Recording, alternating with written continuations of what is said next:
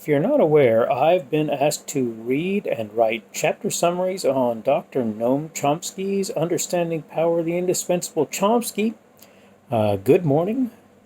This is today's edition of the 5-Minute Summation for Kurt's Religion and Politics. I'm Kurt.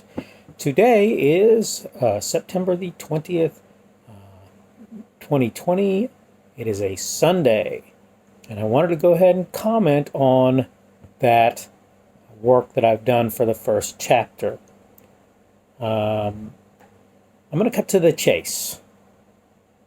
Dr. Chomsky believes, at least this is what he states in the first chapter of this text, believes that the government of the United States is not serving the people of the country, at least not in the ways that they want or would desire to be served by that government.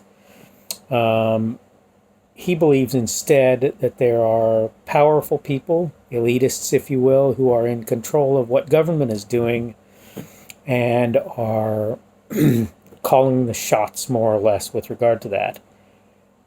In his mind, people who act in dissident or activist ways are sort of changing the power dynamic by making it so that government is required to act in ways that are substantially less overt in the ways they're doing business. And he uses an example, and there are more. This is just one, right? But it is that the foreign policy in the United States, in his mind, instead of having the function of purveying freedom and so forth in countries around the world, it actually has two main purposes. The first of which is to use the military-industrial complex in the United States to sell arms to foreign entities for profit and for the sake of helping to change the power balances in those entities. The second would be to ensconce foreign leaders more sympathetic to those elitists into that, a given foreign country, right?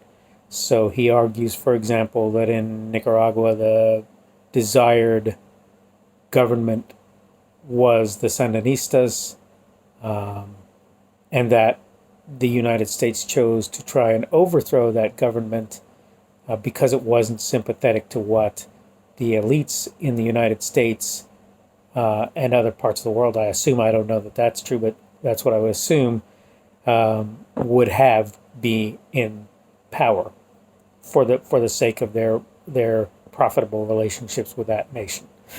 He also points out, or I should say, he makes the statement that I neither want to directly support anything Dr. Chomsky is saying, nor do I want to try and take away from it. So I'm trying to be very careful with language.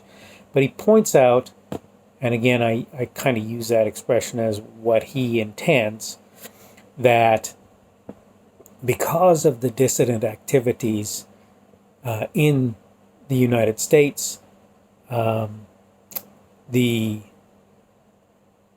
government has been forced into certain activities, and one of them that he believes is true is that nations like Israel and South Korea are being propped up to some degree by the American government with the express, or more implied, not express, understanding that they will help the United States in certain of these foreign, what he would, I think, term meddlings in the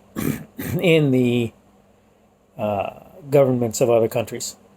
Okay, so I'm running out of time, so let me cut to the chase on one more thing, and that is he believes that the media is essentially acting as a propaganda arm, and not to the government, but to those same elites.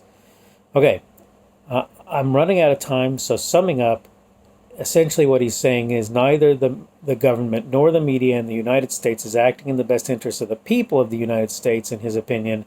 Rather, it's acting in the best interests of certain elite individuals who are using the government to accomplish their own ends.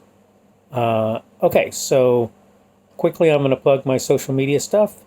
I have a blog. My blog is blogs.kpschubert.com.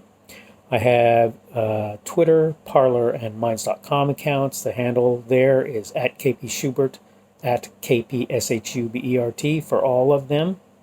I have a Facebook page. It is Kurt's Religion and Politics. And I have a Patreon account should you choose to support what I'm doing. The Patreon account is also Kurt's Religion and Politics.